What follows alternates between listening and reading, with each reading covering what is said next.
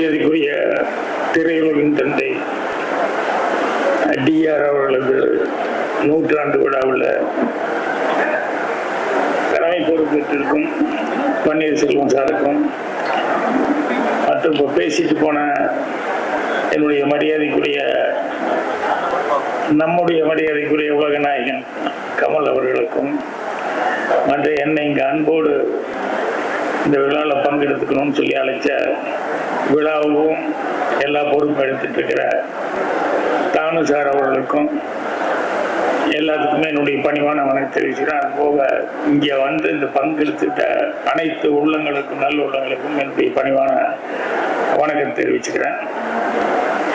இங்கே இருக்கிறதுலையே வந்து டிஆர் சார்கிட்ட பழகின அனுபவம் குறைச்சலாகிறது நான் தான் நினைக்கிறேன். ஆனால் நான் குறைச்சலா பழகிருந்தா கூட என் கூட இருந்தவங்க நிறைய பேர் வந்து எல்லாருமே டிஆர் சொல்லுங்க அவரு கூட இருந்தவங்க. அதனால எப்பவுமே அவரை பத்தி எதையாவது ஒன்று சொல்லிக்கிட்டே இருப்பாங்க. அவருடைய பெருமைகள், அவருடைய என்னென்னலாம் பண்ணார் அப்படின்னு சொல்லிட்டு அந்த விதத்தில் அவரை பத்தி எனக்கு நல்லா தெரிஞ்சிருந்தது. இன்னும் என்னை விட பூர்ணிமாவுக்கு நல்லா தெரிஞ்சிருந்தோம். ஜெயந்தி அவங்ககிட்ட வந்து பூர்ணிமா சொல்லி அனுப்பிச்சாங்க, என்னுடைய வாழ்த்தை சொல்லுங்க, வர முடியாதுக்கு வருத்தத்தை சொல்லுங்க அப்படின்னு சொல்லி அனுப்பிச்சாங்க. ஏன்னா இவங்கெல்லாம் வந்து இந்த நவராத்திரி குழு அது இதுல எல்லாம் கலந்துக்கிறதுனால ஃபேமிலி விஷயங்கள் எல்லாமே என்னை விட அதிகமா தெரிஞ்சிருப்பாங்க. எனக்கு டிஆர் சார் வந்து அறிமுகமானது அப்படிங்கிறது வந்து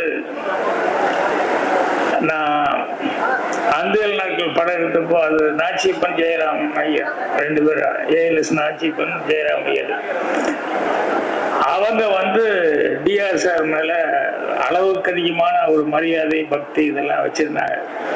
அப்போ அவங்க மூலமா தான் என்னை கூட்டு போய் என்னை டிஆர் சார்கிட்ட அறிமுகப்படுத்தினாங்க. அப்படி அறிமுகப்படுத்தும் போது நாச்சியப்பன் ஜெயராம் ஐயர்னு சொன்னாங்க, இந்த மாதிரி இவர் வந்து அசிஸ்டன்ட் டைரக்டரா இருக்கும்போது எங்களுக்கு படம் செய்யறேன்னு சொல்லி வார்த்தை கொடுத்தாரு. அதே மாதிரி இப்போ வந்து அந்த வார்த்தையை காப்பாற்றுற மாதிரி இப்போ இந்த அந்தையல் நாட்கள் படம் பண்ணிட்டு இருக்காரு அப்படின்னு சொல்லி சொன்னாப்புல. அப்போ டிஆர் அவர்கள் சிரிச்சுக்கிட்டு ரொம்ப சந்தோஷம் அப்படின்னு சொல்லிட்டு அப்புறம் எங்கிட்ட ஒன்று தனியா சொன்னார், என்னன்னா வார்த்தை கொடுக்கறது பெருசு எல்லாம் ரொம்ப யோசிங்க வார்த்தை கொடுக்கறதுக்கு முன்னால. அப்படி யோசிச்சாலும் கடைசியில வந்து வார்த்தை கொடுக்க முன்னால முடிஞ்ச வரைக்கும் எப்படியாவது வார்த்தையை காப்பாத்துறேன் அப்படின்னு அந்த முடிஞ்ச வரைக்குங்கிற மாதிரி ஒரு வார்த்தையை போட்டுக்கோங்க, அதுதான் சேஃப்டி அப்படின்னு சொன்னாரு. ஏன்டா இப்படி சொல்றாருன்னு எனக்கு தெரியல. ஆனா வார்த்தை கொடுக்கறத பத்தி அவ்வளவு தூரம் அவர் சொன்னதுங்கிறது வந்து அப்புறம் லைஃப்ல வரும்போது நடைமுறையா வரும்போது அதே சில விஷயங்கள் வந்து நமக்கு தெரிய வருது என்ன அப்படிங்கிறது. அந்த நாச்சியப்பன் ஜெயராம் ஐயர்களுக்கு வந்து அந்தையல் நாட்கள் படம் வந்து நான் அசிஸ்டன்ட் டைரக்டரா இருக்கும் போது நான் டைரக்டரா வரும்போது கண்டிப்பா உங்களுக்கு பண்ணி கொடுக்குறேன். ஏன்னா எங்க டைரக்டர்கிட்ட படம் பண்ணணும்னு வந்தாங்க. எங்க டைரக்டர் சூழ்நிலை எனக்கு தெரியும், இப்போதைக்கு முடியாதுங்க, நான் டைரக்டரா வந்தா கண்டிப்பா நீங்க இவ்வளவு தடவை வர்றதுனால உங்களுக்கு படம் பண்ணி கொடுக்குறேன், ஆனா வருவேன் வந்து பண்றேன் அப்படின்னு. அதுக்கப்புறம் நான் வந்ததுக்கு அப்புறம் வந்து சார் நீங்க போய் ஒன்று சொன்னீங்களே அப்படின்னாரு, கண்டிப்பா பண்றேன் அப்படின்னு சொன்னேன். ஸோ ஆர்டர்ல வந்துட்டு இருக்கும்போது கண்டிப்பா அடுத்தது உங்களுக்கு தான் அப்படின்னு சொல்லி வார்த்தை கொடுத்து அவங்க எல்லாமே ரெடி ஆயிட்டாங்க. எல்லாம் ரெடி ஆயிட்டதுக்கு அப்புறம் சொன்ன வார்த்தையை காப்பாற்றணுமே அப்படின்னு சொல்லிட்டு கரெக்டா பூஜை போடலான்னு சொல்லும் போது நடுவுல திடீர்னு ஒரு ப்ரொடியூசர் வந்தார். அது ஒரே பேமெண்ட் அப்படின்னு சொல்லி ஒரு பெட்டியை தூக்கிட்டு வந்துட்டு எங்களுக்கு பண்ணணும் அப்படின்னு சொல்லி கேட்டாரு. இல்லைங்க, நான் உங்களுக்கு வார்த்தை கொடுத்துட்டேன், அது சரியா வராது, இவங்களுக்கு அப்புறம் வேணா நான் பண்றேன் அப்படின்னு சொன்னேன்.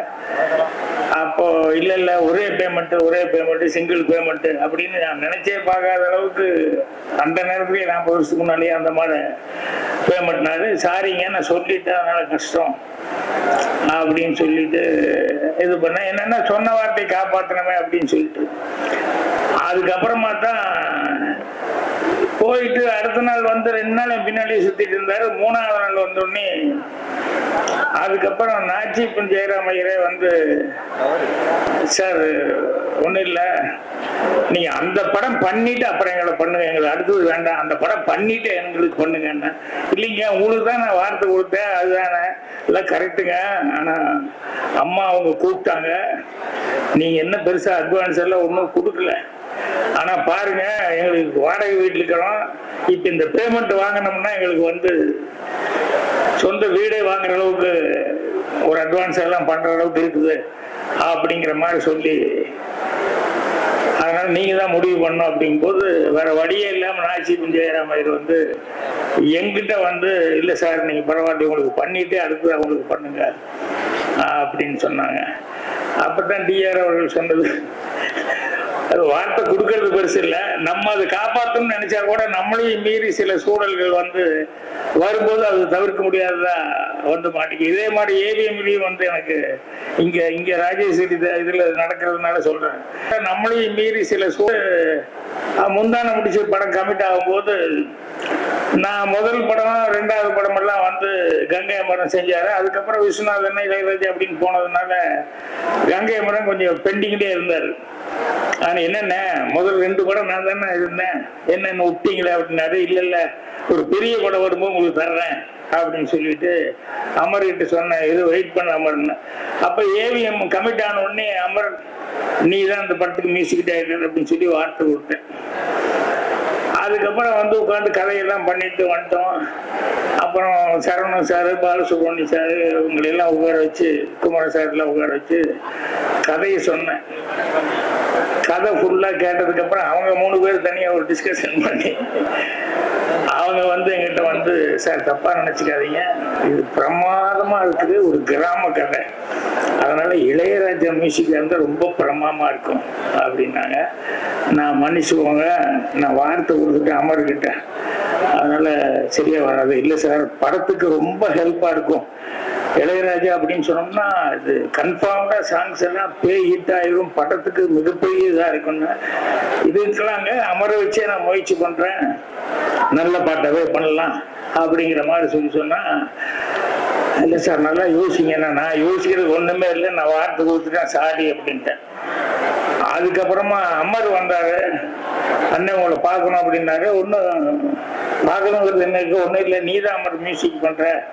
இல்லைண்ணே அது சம்பந்தமா தான் பேசுறேன். என்னென்ன இந்த படம் அண்ணன் பண்ணிட்டுனேன், எனக்கு அப்புறமா பார்த்துக்கலாம், இந்த படம் அண்ணன் பண்ணிட்டுனாரு முந்தான முடிச்சு. இல்ல மாதிரி என்ன ஆச்சு என்ன இல்லைண்ணே சரவணன் சார் அவங்க எல்லாம் வந்து என்ன கூப்பிட்டு, உனக்கு 2 படம் கொடுக்குறேன், இந்த ஒரு படம் ராஜாக்காக விட்டு கொடு, ஏன்னா எங்க கதை வந்து அவ்வளவு பிடிச்சு போச்சு கிராம கதை அப்படின்னு சொல்லி கேட்டாங்க. எனக்கு 2 படம் அப்படிங்கறத விட அவங்க இவ்வளவு தூரம் வந்து கேட்டுட்டு அவங்க 3 பேர் வந்து என்ன கூப்பிட்டு இதை சொல்றாங்க அப்படின்னு சொல்லும் போது எனக்கு மனசுக்கு ரொம்ப இதா இருந்தது. அதனால அவங்க படம் கொடுக்கறதுக்காக இல்லை, அவங்க இவ்வளவு தூரம் இதா கேட்டாங்க அப்படின்னு சொன்னோடனே, அதனாலதான் நீங்க அண்ணனே பண்ணிட்டு இந்த படத்துக்கு அப்படின்னு சொல்லி சொன்னாப்புல. ஸோ கொடுத்த வார்த்தைக்கு வந்து இப்படி போயிடுச்சு. இதுக்கப்புறம் தான் பெரிய காமெடி என்னன்னா, இளையராஜா ஒத்துக்க மாட்டேன்ட்டார் மியூசிக் பண்றது. என்னன்னா, இல்ல நீங்க என்ன முதல்ல புக் பண்ணல, நீங்க அமர் தானே புக் பண்ணீங்க, அதனால அமர்கிட்டயே போங்க அப்படின்ட்டாரு. அப்புறம் ஏதோ பேசி ஈஸியா ஒரு சமாதானப்படுத்தி அதுக்கப்புறமா வந்து மியூசிக் பண்ணார்.